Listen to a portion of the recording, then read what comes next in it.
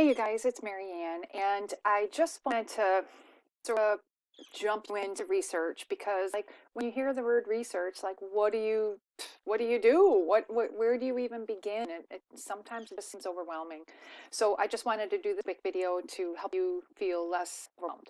So, anyways, research takes time, and it doesn't mean like I'm going to do my research, I'm going to set aside 3 hours because it's never going to happen. So, not only that, but you need time to mull things over. You really do need some time to mull things over.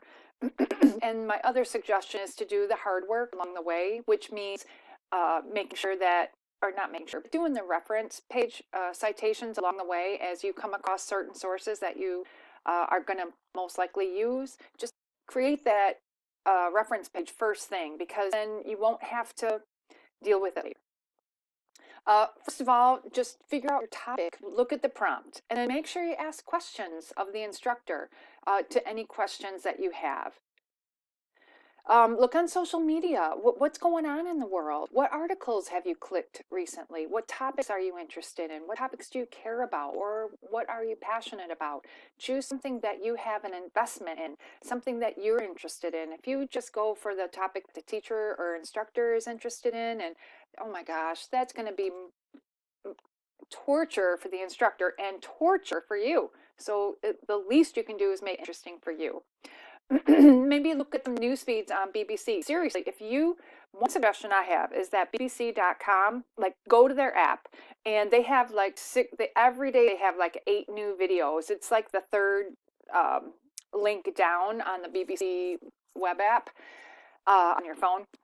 And those videos are just like 2 minutes each, maybe 4, but they have the coolest, interesting topics and will really inspire you to get out of the same old topic mode.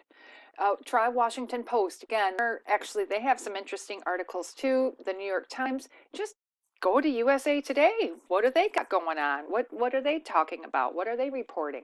And then Forbes is an excellent source to go to as well. You might think that oh, they're a little dry, but they really do have some interesting articles, and they really will spark your creativity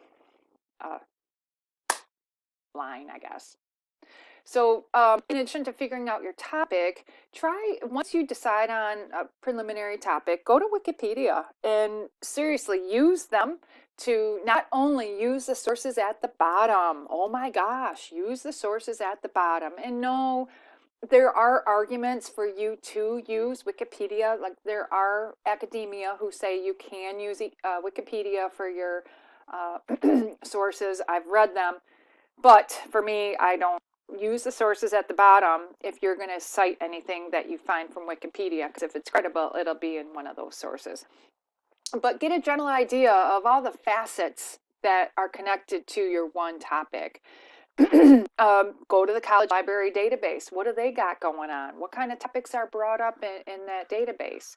And look at the article titles and use some of those keywords to do future research. Use those keywords. Go to Google Scholar. What do they got going on? Maybe even just do a general Google search. Talk with friends about your topic. Say, hey, I'm thinking about this, and what do you think? Oh, yeah, that's awesome. That would be a great idea. Hey, you could talk about this, or you could talk about that, or did you hear about this article? So don't be afraid to talk to your friends. They might have some really good ideas too. And then again, take time to mull stuff over. You're not going to do this in like sit down afternoon. It's just not going to happen. You've got to have time to mull stuff over. If you come across some ideas as you're going about your day, use your phone. And on that notes app, just verbalize or dictate some ideas that you have that you could talk about in your paper. So be creative. Then finally, it's time to do some hardcore research. So decide on some articles that you're going to actually read seriously. Now, seriously, are they too long? Are they at their correct reading level that you even want to attempt to comprehend? And then make sure that they're credible. Go to the media bias chart, make sure that they are credible sources, and then also use the CRAP test for your websites. Go ahead and read the articles thoroughly and annotate. I'm going to tell you this right now. If you annotate thoroughly, that's your paper right there. That is your paper. You'll already have your paper written in the annotations. Seriously. I keep saying seriously. I'm so sorry. And then I want to show you this chart that I use when I do research. And I just love it. And I know everybody has their own way, but I don't know. I'm just going to show you that going on. So first of all, I put the source author here so that I know where I got it. And I don't have to put the direct quote in and then figure out later where I got that direct quote. And then once you put the source here, then jump on down and do that reference page, because you'll already have a reference page continually being evolved. And go to Noodle Tools Express and get that citation. It's a good beginning. It seriously is a good beginning. You can tweak that reference page later. And then you have an idea like where you might want to go on your paper. You haven't done your outline yet, but you're thinking about the different ways you're going to head on out of this topic.